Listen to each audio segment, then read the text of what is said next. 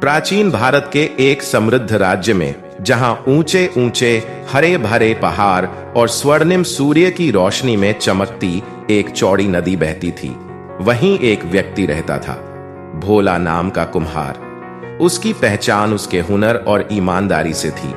वह मिट्टी के बर्तन बनाकर जीवन यापन करता था और संतोषपूर्वक जीवन जीता था। भोला की दुनिया छोटी, लेकिन किस्मत हर इंसान को परखती है और कई बार ये परीक्षा उस वक्त आती है जब हमें अचानक अपार धन या अवसर मिल जाए। भोला अपनी पत्नी और 2 बेटों के साथ एक मिट्टी के झोपड़े में रहता था। हर सुबह वह जंगल जाता, मिट्टी लाता और दोपहर से रात तक बर्तन बनाता। उसके बनाए बर्तन गांव में बहुत प्रसिद्ध थे, मजबूत, सुंदर और सस्ते। हालांकि उसकी कमाई सीमित थी, लेकिन उसके दिल में शांति और आत्मसम्मान था। लेकिन कहीं ना कहीं उसके अंदर एक दबी हुई इच्छा थी, अगर मेरे पास सोना होता, जमीन होती, नौकर होते, तो जिंदगी और आसान होती। एक दिन जब भोला जंगल से लौट रहा था, उसने गांव के बाहर एक कारवां देखा। वे दूर देश के व्यापारी थे। वहां एक वृद्ध साधु जैसे पुरुष बैठे थे, जिनके सामने ढेरों कीमती रत्न रखे थे। भोला जिज्ञासा में उनके पास गया।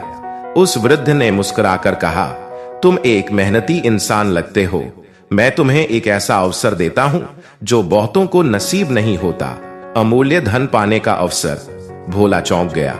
वृद्ध बोले, कल सूरज निकलने से पहले जंगल की पूर्व दिशा में चलना। वहां एक गुफा मिलेगी जो नीली जुगनुओं से चमकती होगी। उसमें खजाना है, जितना चाहो उठा लो, लेकिन याद रखो सूर्यास्त से पहले गुफा छोड़ देनी होगी, नहीं तो सब कुछ राख बन जाएगा। भोला ने उस रात नींद नहीं ली। सोने के सपने और डरावने विचार उसके मन में जूझते रहे। भोर होते ही भोला चुपचाप निकल पड़ा।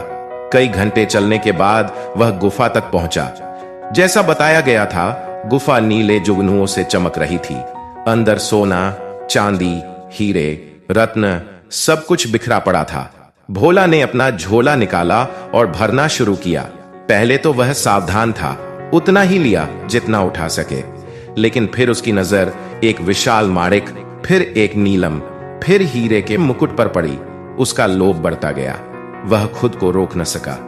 बस एक और, बस एक आखिरी। ऐसे करते करते घंटों बीत गए। सूरज पश्चिम की ओर झुकने लगा।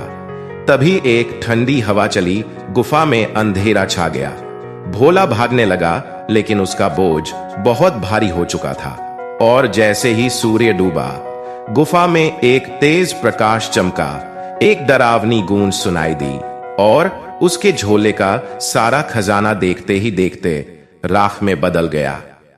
हीरे, सोना, रत्न, सब राख। भोला वहीं बैठकर रोने लगा। वह जानता था उसे चेतावनी दी गई थी, लेकिन लोभ ने उसकी समझ पर पर्दा डाल दिया था। वह शर्मिंदा होकर घर लौटा। उसकी पत्नी ने उसे गले लगाया। वह बस इतना जानती थी कि उसका पति जिंदा लौट आया है। रात को भोला तारे गिनते हुए सोचता रहा, मेरे पास पहले ही सब कुछ था, फिर भी मैंने और चाहा और सब कुछ खो दिया। भोला फिर चाक पर बैठा, एक छोटा सा मिट्टी का कटोरा बनाया और मुस्कुराया। अब उसे धन नहीं चाहिए था, अब उसे संतोष चाहिए था। उसकी मेहनत और सादगी गांव वालों को फिर से प्रेरित करने लगी। धीरे धीरे लोग उसकी कहानी जानने लगे। भोला ने फिर कभी खजाने का सपना नहीं देखा, लेकिन हर बर्तन में, हर ग्राहक की मुस्कान में उसने अपना खजाना ढूंढ लिया। समय बीतता गया। भोला बूढ़ा हो गया, लेकिन शांत और संतुष्ट। उसके बेटे भी उसकी तरह सीधे, सच्चे इंसान बने।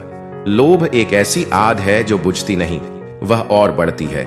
एक और सिक्का, एक और चीज, और फिर अंत में सब कुछ हाथ से निकल जाता है। भोला की कहानी सिखाती है कि सच्चा धन वही है जो हम संतोष से स्वीकारते हैं, ना कि जो हम लालच में खींचते हैं। लोभ केवल संपत्ति की हानि नहीं लाता, वह आत्मा की शांति, रिश्तों और समय की भी हानि करता है। अगली बार जब कोई अवसर मिले तो खुद से पूछिए, क्या ये सच में जरूरी है या ये मेरा लोभ बोल रहा है। अगर ये कहानी आपके दिल को छू गई हो तो वीडियो को लाइक जरूर करें, कमेंट में लिखें, संतोष ही सच्चा धन है।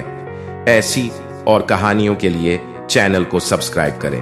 हर हफ्ते नई प्रेरणादायक कहानियां सीखें, सोचें और बदलें।